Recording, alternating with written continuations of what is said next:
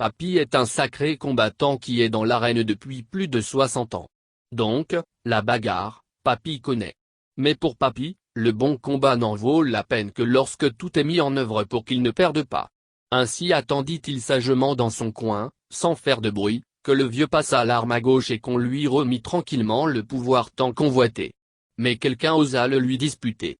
Il verrouilla donc sa chose en prenant toutes les dispositions pour éliminer définitivement de la course celui qui avait eu l'outrecuidance de vouloir être calife à sa place ainsi que tous ceux qui de près ou de loin lui ressemblaient.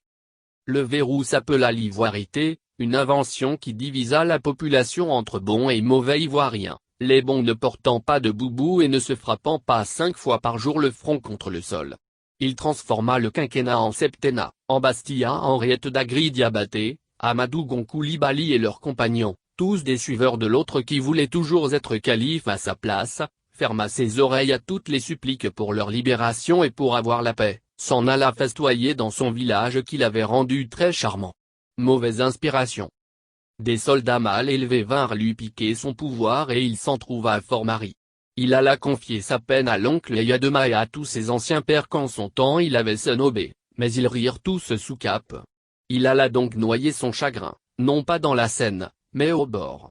Quelques mois plus tard, il tenta de reprendre son beau pouvoir avec lequel il avait joué, mais les galonnés qui le lui avaient confisqué ne l'entendirent pas de cette oreille. Ils ne lui permirent même pas de concourir. Il rongea donc son frein pendant 10 longues années. À la compétition, 10 ans plus tard, de tous les principaux candidats, il fit le moins. Et de ses principaux concurrents, il obtint le moins. Il comprit que la compétition n'était pas faite pour lui, à moins que ce ne soit le contraire. Le mieux, il le savait, était que tout soit mis en œuvre en amont afin qu'il ne perdît point. Il réfléchit donc et s'allia au vainqueur. Afin qu'il lui cède la place lorsqu'il serait fatigué. Il lui fit du charme, beaucoup de salamalek et de ronds de jambes, le reçut comme un roi dans son charmant village, lui offrit une terre pour y bâtir une résidence pour ses vieux jours et lui demanda publiquement de lui céder la place. Oh, il ne se mit point en avant. Il parla simplement de sa famille politique.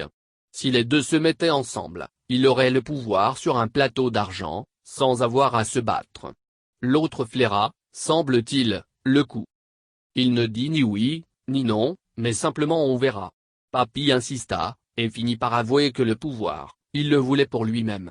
Pour prendre sa revanche sur les oiseaux qui lui avaient piqué son joli pouvoir, soigner son ego qui en avait été égratigné, terminer un château avec tunnel souterrain quelque part au village, et faire rendre gorge à ceux qui n'avaient pas voulu lui céder le fauteuil sur un plateau.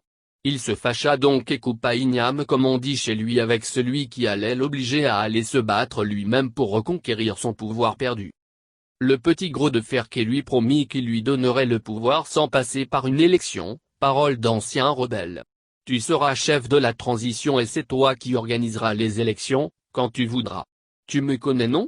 Papy le reçut dans son charmant village et dansa de joie pour lui.